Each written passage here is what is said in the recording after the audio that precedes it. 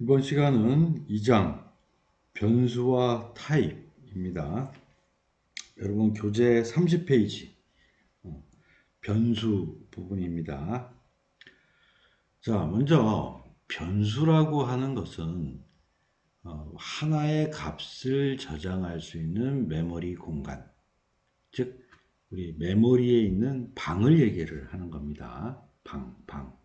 그리고 변수 이름 자체는 그 방의 이름을 의미를 하게 되겠죠.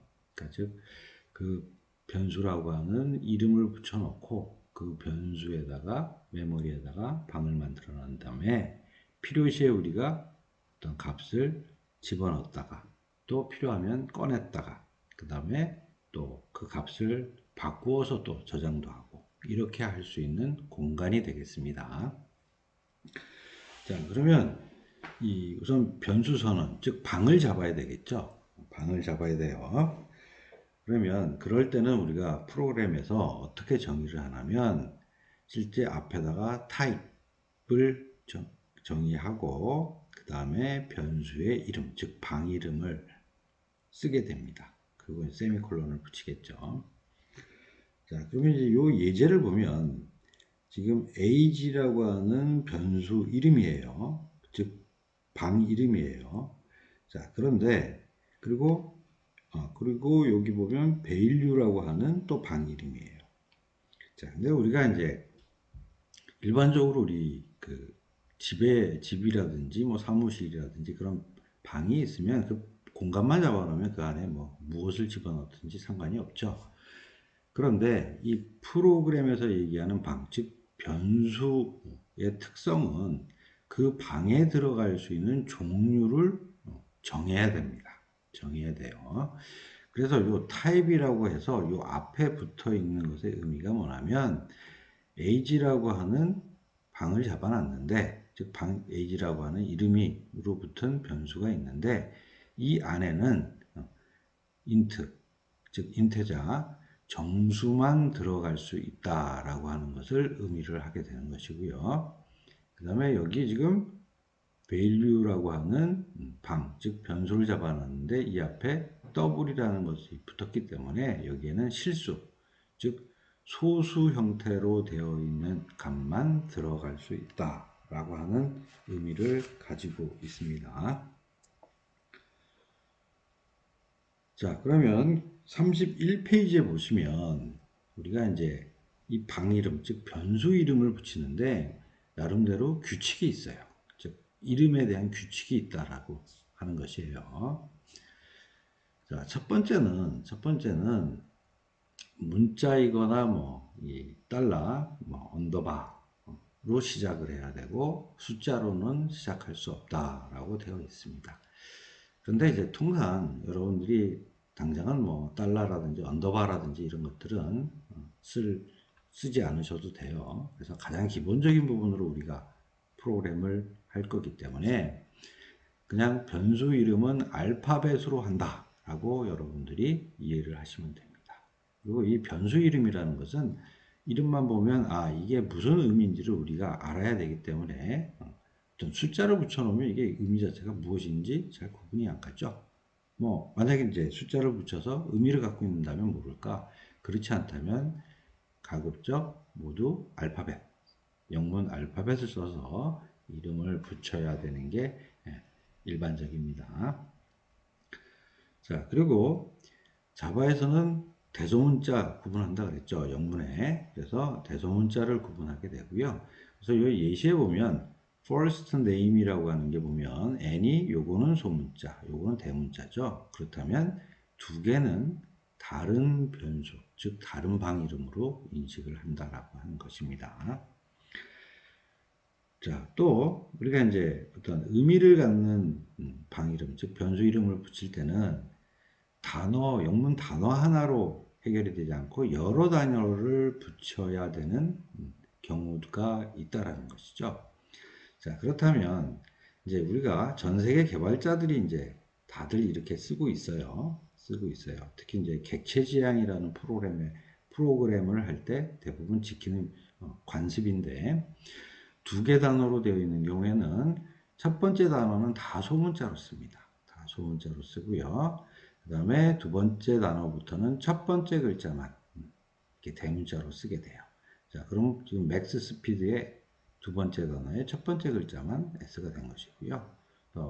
여기 보면 카, 바디, 컬러라고 되어 있으니까 첫 번째 단어는 다소문자, 두 번째 바디의 첫 번째 글자만 B, 대문자, 컬러의 C 대문자. 자, 이렇게 이런 쥐약을 써서 붙이게 됩니다. 자, 이거는 굉장히 상식적이에요. 만약에 이런 대소문자 구분을 하지 않고 다소문자로 쓴다든지 다 대문자로 쓰면 두 개 이상 단어가 붙어 있는 경우에 이게 무슨 의미인지 우리가 보기가 어렵죠. 어려워요. 그래서 이러한 관습으로 쓰게 된다라는 것입니다.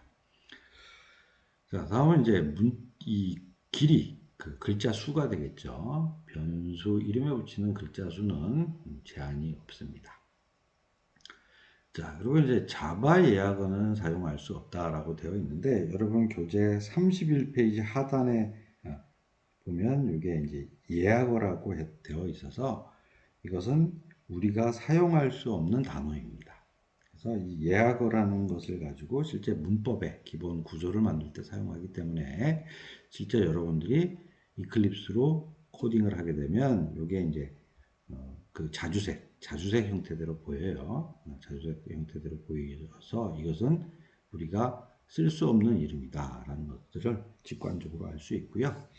이거는 지금 설명해야 여러분들이 이해하기 어려울 것 같고 차차 여러분들이 프로그램을 하다 보면 이 예약어에 대한 부분은 자동으로 여러분들이 이해할 수 있습니다. 자, 그럼 요거 다시 한번 요약을 하자면 변수 이름은 알파벳으로 정의를 하면서 명사형으로 우리가 이름을 붙이게 됩니다. 자, 그 다음에 단어, 두 개 이상 단어 조합으로 만들 수 있다. 그리고 첫 번째 단어는 다소문자, 두 번째 이유 단어는 첫 번째 글자만 대문자, 나머지는 소문자다. 라고 하는 부분이 되겠습니다.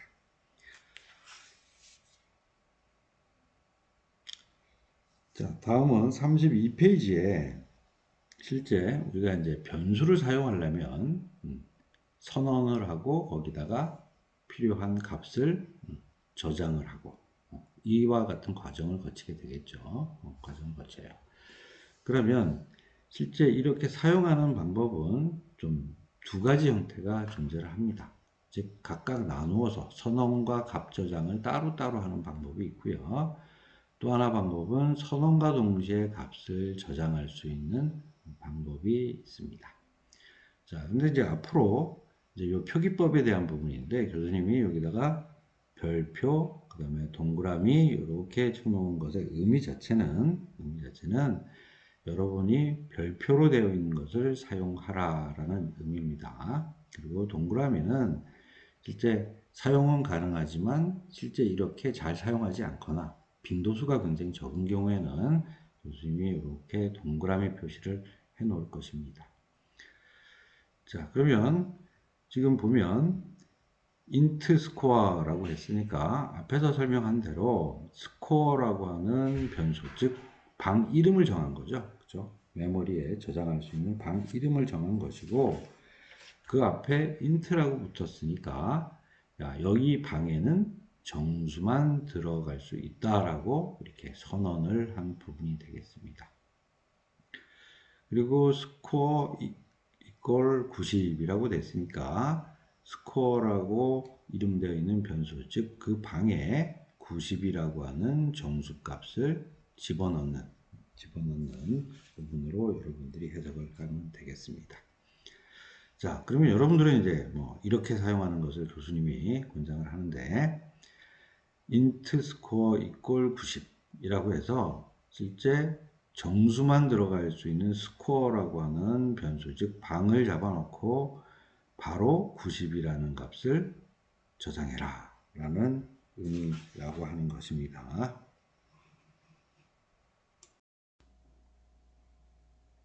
자, 이번에는 변수를 선언하고 그 선언된 변수의 값을 저장하고 다시 그것을 꺼내서 덧셈을 한 다음에 출력해보는 간단한 프로그램을 한번 작성을 해보도록 하겠습니다. 여러분 교재 35페이지에 나와 있는 Variable Example이라고 하는 프로그램이 되겠습니다. 먼저 2장에 대한 프로젝트를 만들도록 하겠습니다. 파일의 New에 자바 프로젝트 CHP02라고 주고 Next Finish. 자, 그래서 프로젝트를 하나 만들고요. 그 다음에 1절에 해당되는 내용이기 때문에 패키지를 하나 만들도록 하겠습니다. SEC01이라고 패키지 만들고 Finish. 자, 그리고 또 Finish 패키지에서 New에서 클래스에서 이제 자바 프로그램을 하나 작성하도록 하겠습니다. 프로그램 이름은 Variable Example이라고 주고요. 여기 메인 메서드를 또 만들어 주도록 체크를 한 다음에 Finish 버튼을 누르겠습니다. 자, 그럼 이렇게 만들어진 프로그램 골격에다가 먼저 int라고 하는 즉 정수형 형태로 value라고 하는 변수 즉 방을 만들고요. 거기다가 10이라고 하는 값을 저장을 하게 되겠습니다. 그 다음 int result라고 하는 또 변수를 하나 만들어서 앞에 정의되어 있는 value라고 들어가 있는 값 플러스 10이라고 해서 다시 프로그램 작성해 보겠습니다. 자, 이러면 여기는 이 value는 위에서 10이라고 하는 값을 저장을 했기 때문에 10을 의미하고 있고요. 그 다음에 거기다가 또 10을 더해서 result라고 하는 변수, 즉 이 방에다 넣으라고 했기 때문에 20이라고 하는 값이 result에 들어가게 되겠습니다. 자, 그러면 이것을 한번 실제 출력을 해보도록 하겠습니다. 자, 이렇게 하고요. 그 다음에 저장, 그 다음에 실행. 자, 그러면 이 밑에 보면 20이라고 하는 값이 result에 들어가 있는 20이라고 하는 값이 정상적으로 출력된 것들을 확인할 수 있겠습니다. 자, 이번에는 여러분 교재 36페이지에 나와 있는 변수의 사용 범위에 대해서 설명하도록 하겠습니다. 변수는 선언된 블록 내에서만 사용 가능하다라고 하는 의미를 갖고 있습니다. 자, 지금 블록이라고 얘기를 하면 여러분들이 지금 메인 메소드 사용할 때 여기 중괄호로 시작, 끝이 있습니다. 자, 그래서 요 전체 부분을 우리가 이제 메소드 블록이라고 얘기를 할 수 있는 부분이고요. 그러면 이 메소드 블록 안에서 만약에 int var1이라고 해서 저희가 변수 선언을 한 경우에는 이 전체 어디서든지 사용 가능하다라는 의미입니다. 자, 그러면 여기 보면 이제 뭐 if 블록, 그 다음에 for 블록. 자, if나 for는 앞으로 이제 여러분들이 배울 내용입니다. 자, 그러면 if 블록 안에 중괄호 시작, 끝이 있습니다. 이 안에 int 타입으로 var2라고 하는 변수를 선언했는데, 자, var2라고 하는 거는 if 블록 안에서만 사용이 가능하다라는 거죠.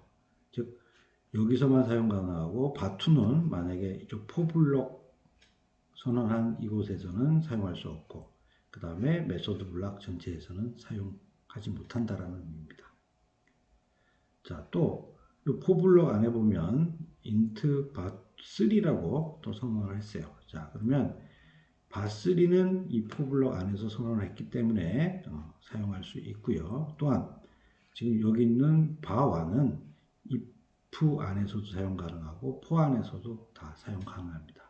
자, 즉 다시 얘기를 하자면 이 블록 안에서 선언된 내용들은 이 하위에 정의되어 있는 블록 안에서도 모두 사용 가능한 것이고, 만약에 이 안에 있는 이 블록 안에 선언되어 있는 이 변수들은 이게 닫히게 되면, 즉 블록이 닫히게 되면 사용할 수 없다라고 하는 의미를 가지고 있습니다. 자, 그러면 여러분들 아까 앞에 있었던 variable example이라고 하는 프로그램에 좀 추가를 해서 하겠습니다. 자, 여러분 교재는 37페이지에 Variable Scope Example이라고 하는 프로그램이 따로 되어 있는데 교수님이 앞에 우리 작성했던 Variable Example이라고 하는 이 프로그램 안에다가 더 추가를 해서 한번 프로그램을 작성을 해보도록 하겠습니다. 자, 먼저 정수형으로 v1이라고 하는 변수를 하나 선언해 주면서 여기다가 값은 15라고 정의를 해 주겠습니다. 자, 그 다음에 if 블럭에 대한 부분들은 여러분들이 이제 배우겠지만 우선 오늘은 블럭에 대한 개념으로만 설명하기 위해서 좀 얘기를 하겠습니다. 자, if v1 10. 자, 요 말은 잠깐 설명을 하자면 요 위에 있는 v1이 지금 15라고 하는 값이 들어갔죠. 자, 그러면 15라는 것이 10보다 크냐? 당연하죠. 크죠. 그러면 이 안에서 이 문장을 수행하게 되는 것입니다. 자, 그럼 여기에 다시 정수형으로 v2라는 것을 정의를 하고요. 자, 그다음에 위에서 정의된 v1에다가 마이너스 10, 마이너스 10을 해서 여기다가 저장을 하겠습니다.